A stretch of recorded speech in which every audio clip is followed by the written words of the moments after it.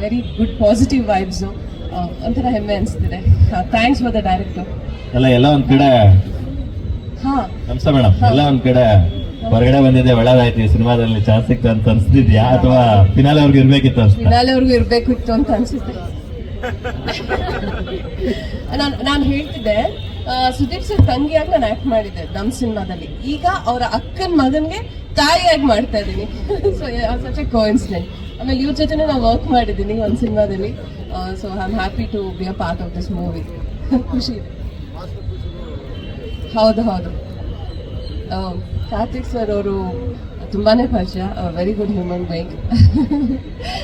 ನನ್ನ ಬ್ರದರ್ಗೆ ಇವ್ರು close friend Jagadish Kumar ಅಂತ ಹೇಳ್ತಿರ್ತಾರೆ.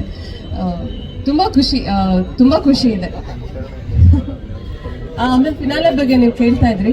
ಹೌದು, ಖಂಡಿತವಾಗ್ಲೂ ನಾನು ಇರ್ಬೇಕಿತ್ತು ಅಂತ ಖುಷಿ. ಬೇಜಾರಾಗ್ತಿದೆ ಇಲ್ಲ ಅಲ್ಲ ಅಂತ. ಅದೇ ಎಲ್ರು ಕೇಳ್ತಾರೆ ಯಾರು ಫಿನಾಲೆಯಲ್ಲಿ ವಿನ್ ಆಗ್ತಾರೆ ಅಂತ. ಅದಕ್ಕೆ ನಾನು ಯಾರು ವಿನ್ ಆದ್ರೂ ನನ್ಗಂತೂ ₹1 ಬರಲ್ಲಪ್ಪ. ಯಾರಾದ್ರೂ ವಿನ್ ಆಗಿ ಯಾರು ವಿನ್ ಆದ್ರೂ ಖುಷಿನೇ. ನಾನು ಇರ್ಬೇಕಿತ್ತು, ನಾನು ವಿನ್ ಆಗ್ಬೇಕಿತ್ತು, ಆಗಿಲ್ಲ. ಸೊ ಯಾರು ವಿನ್ ಆದ್ರೂ ಖುಷಿನೇ ಇದೆ.